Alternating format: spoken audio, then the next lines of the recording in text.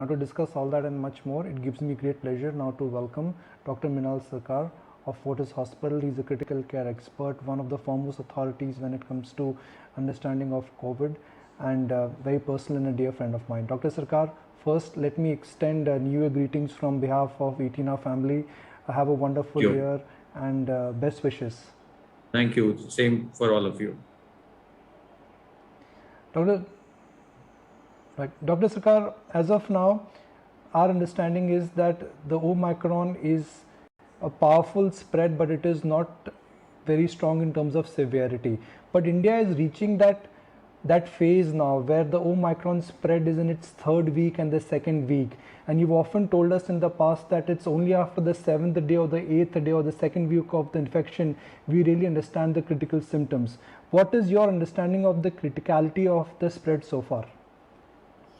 I think each variant which has come in has behaved differently from the previous one. And we tend to measure the new one based on our experience with the last one. So all of us are fearful that it might turn out to be like Delta.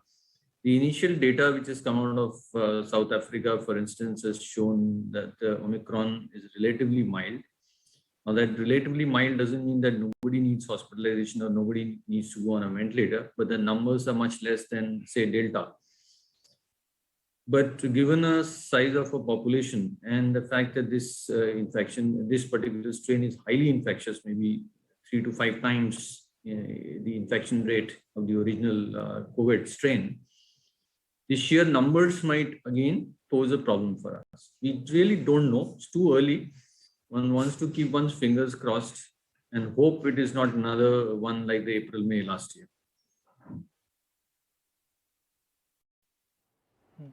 So, Dr. Sircar, even though if the severity is not high and if you feel that there would be some cases, they may be less in number in terms of ventilator requirement or oxygen bed requirement, if the spread is high, that means the stress on the healthcare system is going to be perhaps, if not more, as high as what we saw during the second wave.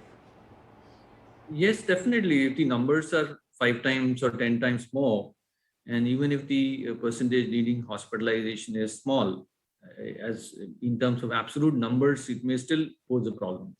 But we still don't know. The early indications which have come from Maharashtra is that much smaller percentage is needing to be hospitalized or needing to be on oxygen.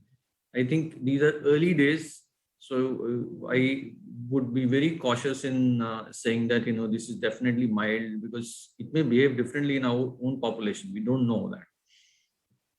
So it's better to be careful, better to be prepared for the worst, and let's hope the worst doesn't come.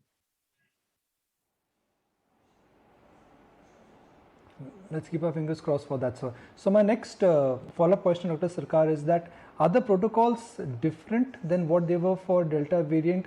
For those who are infected with this virus and once they know that they are positive, should they continue to monitor their temperature, continue to monitor the oxygen level? Are those protocols still in place? I mean, for an individual who's quarantining at home? I think so. See, as long as the oxygen is not dropping or you are fairly safe. So even if smaller percentage need oxygen, it's a good way to differentiate between somebody who is needing immediate healthcare attention versus somebody who can manage with their own quarantine. So those protocols will remain same. Perhaps we are wiser with our treatment strategies with the previous previous waves, and we can, with more data, treat them better. There are a few oral drugs available which weren't available earlier.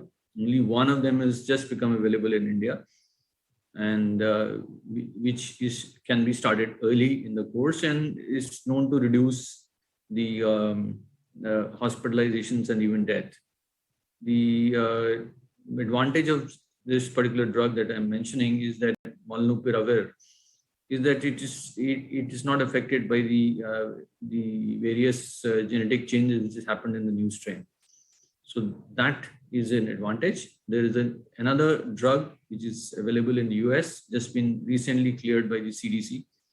It's not yet available. That's even better. That decreases the hospitalizations by nearly 90% versus molnupiravir, which reduces by 30%. So this would be a new addition to our armamentarium. The other thing is, last time we did not have during the peak the antibody cocktail. So that is a possible useful thing in selective patients. However, the problem is it doesn't work with Omicron. So the wonder drug of just few months back is no longer effective if it is Omicron. Yes, if it's Delta, it will work.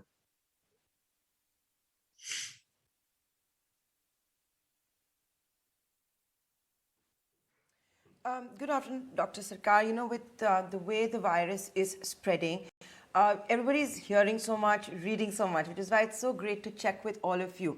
Now, for example, we're reading that those that are going to the hospital are primarily being given multivitamins and paracetamol, that they may not even need hospitalization.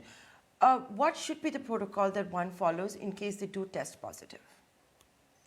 I think it will depend on the severity. If most of them, as early indicators are mild, then you treat it like normal cold.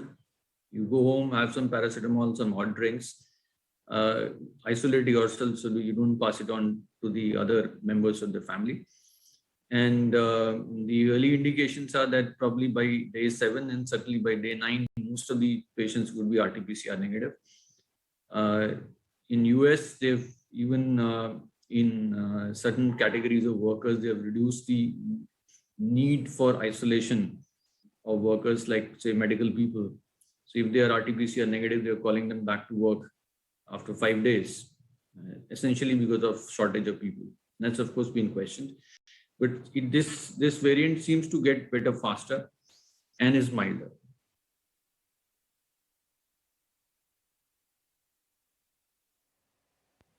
Dr. Sircar, the other question that so many people are asking is, and 10th of January is almost here, when the precautionary shot, the booster shot would be allowed.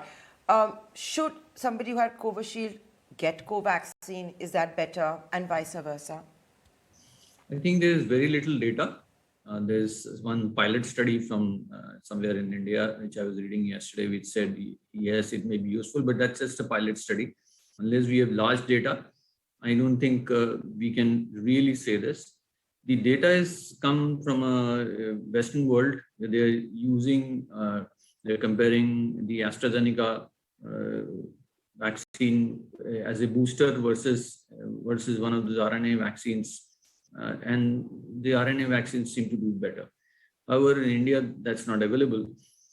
The mix and match cannot automatically be assumed based on mix and match abroad, because the vaccines that they have access to are different from ours. So to my knowledge, there is no data yet from India, robust data saying that if you have had Covishield, you take Covaxin or vice versa.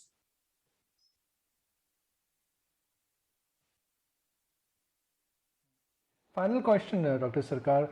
There is a very popular theory that, look, this is like the nature's vaccine and this is going to be last of the variant, because since it's a mass spread, that means that we all will get mass immunity sooner than later. Do you buy this theory, sir? Not at all. I mean, we have been getting flus since hundreds and hundreds of years, and each year or every second year some new variant comes. So the viruses have a nasty habit of mutating all the time.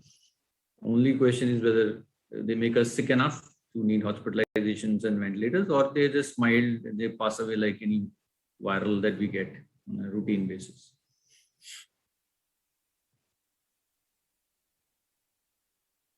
Dr. Sircar, really appreciate your time. I know it's a very busy day for you. You yet accommodated this interview request, so really appreciate that, and Thank you so much. look forward to meet you in person very soon. Yes, pleasure talking to you.